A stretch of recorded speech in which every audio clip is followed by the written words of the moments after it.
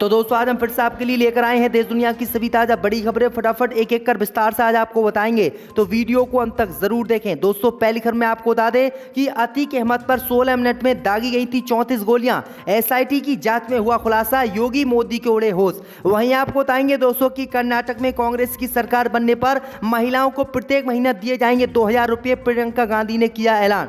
वहीं आपको बताएंगे दोस्तों की अतीफ अशरफ हत्या मामले की 18 अप्रैल को सुप्रीम कोर्ट करेगा सुनवाई। योगी सरकार के बनने से अब तक जितने एनकाउंटर हुए हैं सभी की होगी जांच, योगी की बढ़ सकती है चिंता। वहीं आपको बताएंगे दोस्तों की पहलवानों के समर्थन में उतरे बीजेपी नेता और जम्मू कश्मीर के पूर्व राज्यपाल सत्यपाल मलिक, कहा मैं खुद बच्चों से मिलने आऊंगा, अगर बीजेपी नेता ने क्या है इनके साथ गलत तो भेजो इन्हें जेल। वहीं आपको बताएंगे दोस्तों की अतीक अहमद के हत्या करने वाले के परिवार भूखमरी की कगार पर, भाई का छल का दर्द, कहा हम भूख की कगार पर हैं, अतीक अहमद की हत्या करके मेरे भाई ने किया बहुत बड़ा गलत काम। वहीं आपको बताएंगे दोस्तों कि कर्नाटक में मुसलमानों के 4% आरक्षण खत्म करने के फैसले पर सुप्रीम कोर्ट ने लगाई रोक, मोदी अमित शाह को लगाई है फटकार। तो दोस्तों सभी खबरों को आपको एक एक कर विस्तार से बताने वाले हैं। वीडियो को लाइक कर चैनल को सब्सक्राइब कर दें और हमें कमेंट करके बताएं कि आप किस जिले किस राज्य से हमारी खबरों को देख रहे हैं। इसी बीच पर तो दोस्तों अगली खबर की ओर, तो अतीक अशरफ पर 16 मिनट में दागी गई थी 34 गोलियां। एसआईटी की जांच में हुआ खुलासा, योगी सरकार के उड़े होश। जय दोस्तों आपको बता दें कि अतीक अहमद और उसके भाई अशरफ की गोली मारकर हत्या करने के मामले की जांच कर रही एसआईटी ने इस मामले में बड़ा खुलासा किया है, जिससे सरकार सहित केंद्र की मोदी सरकार भी हैरान है। दरअसल आपको बता दें कि सीसीटीवी फुटेज और आरोपियों से पूछताछ में खुलासा हुआ है कि आरोपियों ने महज 16 सेकंड में 34 गोलियां अतीक अहमद और उनके भाई पर दाग दी थी। इस हत्याकांड में विदेशी हथियारों का इस्तेमाल भी किया गया था। जांच में आगे सामने आया है कि अतीक और अशरफ पर सबसे अधिक 16 गोलियां सनी सिंह ने चलाई थी। इसके अलावा लवलेस ने भी 13 गोलियां चलाई थी। सनी को ही पूरे हत्याकांड का मास्टरमाइंड बताया जा रहा है। उसने पूछताछ में यह भी बताया है कि उसके पास सिर्फ 2 ही जिगाना पिस्टल थी, इसलिए तीसरे आरोपी अरुण को देसी पिस्टल दी गई थी। मैं आपको बता दें कि आगे उसने ये नहीं बताया है कि किन लोगों ने इसकी हत्या कराई थी, लेकिन ये सारी प्रक्रिया उसने बताई है कि किन किन से हथियार लिए गए और किन किन लोगों की साजिश। इसी बीच पर तो दोस्तों अगली खबर की ओर, तो अब हर महीने महिलाओं के खाते में आएंगे 2000 रुपये। कर्नाटक में चुनाव से पहले कांग्रेस ने किया ऐलान।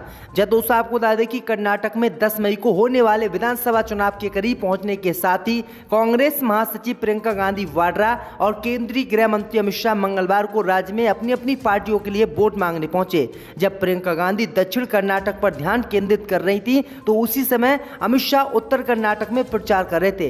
कांग्रेस ने विधानसभा चुनाव के लिए कमर भी कस ली है। कांग्रेस महासचिव प्रियंका गांधी वाड्रा ने चुनाव के लिए महिलाओं को खास तोहफा देने का ऐलान किया है।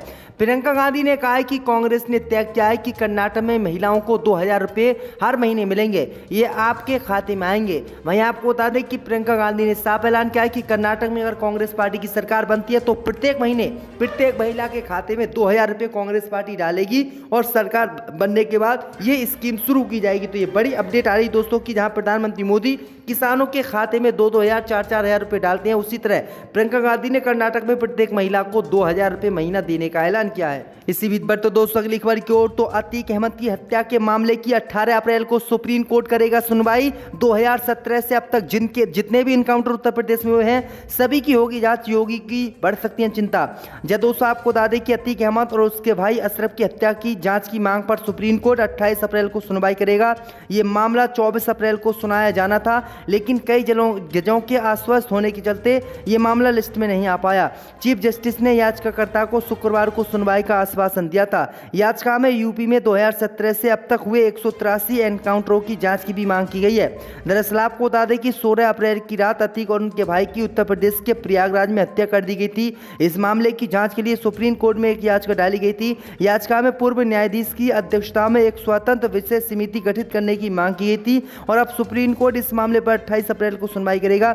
इसमें यह मांग की गई थी जब से उत्तर प्रदेश में योगी सरकार बनी है तब से अब तक जितने भी एनकाउंटर हुए हैं उन सभी की जांच हो और जो भी दोषी पाया जाता है उनको जेल भेजा जाए। तो योगी की चिंता बढ़ गई, क्योंकि उत्तर प्रदेश में कई जो है एनकाउंटर फर्जी भी हुए हैं, तो योगी की चिंता बढ़ सकती है। इसी बीच पर तो दोस्तों अगली खबर की ओर, तो पहलवानों के धरने के समर्थन में उतरे जम्मू कश्मीर के पूर्व राज्यपाल सत्यपाल मलिक। जय दोस्तों आपको बता दें कि जम्मू कश्मीर के पूर्व राज्यपाल सत्यपाल मलिक पिछले कुछ महीनों से लगातार अपने बयानों की वजह से सुर्खियों में है और वह केंद्र की मोदी सरकार के खिलाफ लगातार हमलावर है।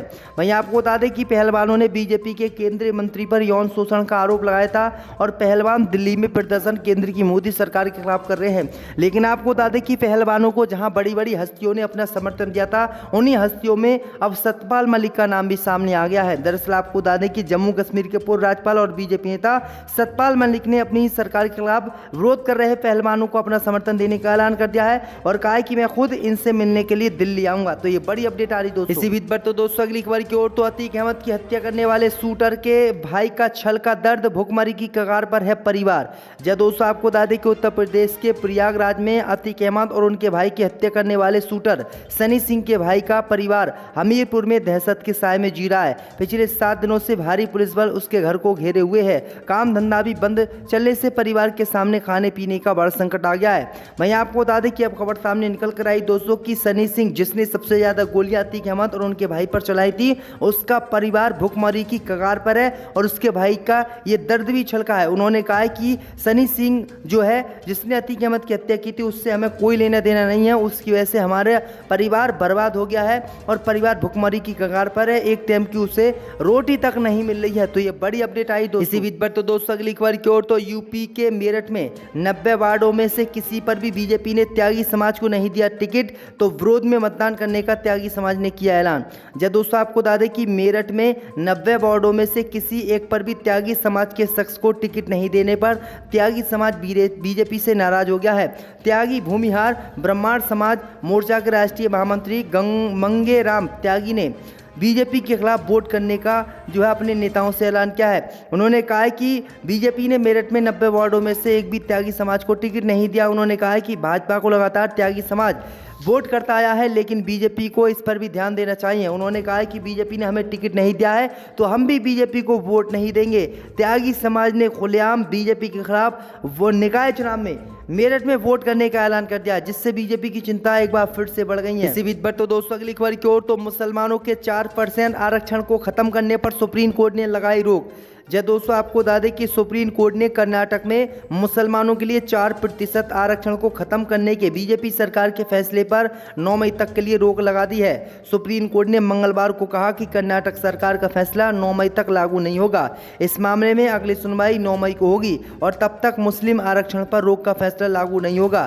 सुप्रीम कोर्ट ने मंगलवार को निर्देश दिया कि कर्नाटक सरकार का मुसलमानों के लिए 4% आरक्षण खत्म करने का फैसला 9 मई तक लागू नहीं होगा, क्योंकि राज्य ने अपना जवाब दाखिल करने के लिए समय मांगा है। दरअसल आपको बता दें कि बीजेपी सरकार ने कर्नाटक में विधानसभा चुनाव से पहले मुसलमानों के खिलाफ ये फैसला लिया। उन्होंने इस आरक्षण को खत्म करके लिंगायत समुदाय को यह आरक्षण मुसलमानों का देने का ऐलान किया था। अमित शाह ने भी तेलंगाना में ऐलान किया था कि तेलंगाना में भी जो भी मुसलमानों को आरक्षण मिल रहा है उस आरक्षण को भी हम खत्म करेंगे। तो किस तरह से खुलेआम बीजेपी के नेता मुसलमानों के आरक्षण को खत्म करने की बात करें, लेकिन इन पर ना तो सुप्रीम कोर्ट कोई कार्रवाई कर रहा है और ना ही पुलिस। इसी बीच पर तो दोस्तों अगली खबर की ओर, तो अतीक अहमद की हत्या पर विवादित बयान देने वाले यूपी मुस्लिम बोर्ड के अध्यक्ष अजहरी पर एफआईआर दर्ज। जब दोस्तों आपको बता दें कि प्रयागराज में अतीक अशरफ हत्या को लेकर योगी आदित्यनाथ सरकार पर आपत्तिजनक टिप्पणी करने वाले Muslim personal law board of India के उत्तर प्रदेश अध्यक्ष हाफिज नूर अहमद रजा अजहरी के खिलाफ एफआईआर दर्ज की गई है। अजहरी पर इल्जाम है कि उन्होंने अतीक अशरफ हत्याकांड को अंजाम दिलाने का आरोप सीएम योगी आदित्यनाथ पर लगाया है। दरोगा रवि वर्मा द्वारा दर्ज कराई गई एफआईआर में हाफिज नूर अहमद अजहरी का उल्लेख किया गया है। दरअसल आपको बता दें कि अतीक और उसके भाई अशरफ की हत्या के बाद सोशल मीडिया पर पैनी नजर रखी जा रही थी। इस बीच Muslim personal law board of India के प्रदेश अध्यक्ष हाफिज नूर अहमद रजा अजहरी का एक वीडियो सोशल मीडिया पर वायरल हुआ था। इस वीडियो में रजा अजहरी ने अतीक अशरफ की हत्या पर नाराजगी प्रकट करते हुए अतीक अपराधी था, ठीक है, मगर सांसद और विधायक भी रह चुका था। अपराधी को सजा देना अदालत का अधिकार है। सरकार ने अतीक और अशरफ को मरवाया, ये बातें उन्होंने कही थी, जिसके बाद अब उनको ही गिरफ्तार करने की तैयारी की जा रही है। इसी बीच पर तो दोस्तों अगली खबर की ओर, तो अलीगढ़ में समाजवादी पार्टी को झटका, पत्नी का टिकट कटने से नाराज यामीन अब्बास ने छोड़ी पार्टी, एआईएमएम से भरा पर्चा। जब दोस्तों आपको बता दें कि अलीगढ़ में निकाय चुनाव में पार्षद पद के लिए सपा की सूची जारी होने के बाद से पार्टी में नाराजगी देखने को मिल रही थी। सपा नेता यामीन अब्बासी ने निकाय चुनाव में पत्नी का टिकट कटने के बाद पार्टी से इस्तीफा दे दिया है और असुद्दीन ओवैसी की पार्टी एआईएमएम का दामन थाम लिया है। सोमवार को नामांकन के आखिरी दिन उनकी पत्नी जीनत अब्बासी ने अपना पर्चा दाखिल किया था। ये पर्चा समाजवादी पार्टी नहीं बल्कि एआईएमएम पार्टी से दाखिल किया गया था। यामीन अब्बासी वार्ड नंबर 85 से अपनी पत्नी के लिए पार्षद पद का टिकट मांग रहे थे, लेकिन जब उनका टिकट कट गया तो वो क्वारेसी स्थित सपा कार्यालय पर परिवार सहित आमरण अनशन पर बैठ गए और आत्महत्या की धमकी देने लगे। 3 दिन तक धरने पर बैठने के बाद भी जब आकालमान ने उनकी अपील नहीं सुनी तो नाराज होकर उन्होंने अखिलेश यादव को पत्र लिखा और पार्टी से इस्तीफा दे दिया। इसके बाद वो एआईएमएम में शामिल हो गए और पत्नी का नामांकन भी करा दिया। तो ये बड़ी अपडेट आई दोस्तों की जो समाजवादी पार्टी टिकट नहीं दे रही है, वो पार्टी को छोड़कर अब जो है ओवैसी की पार्टी में लोग आ रहे हैं।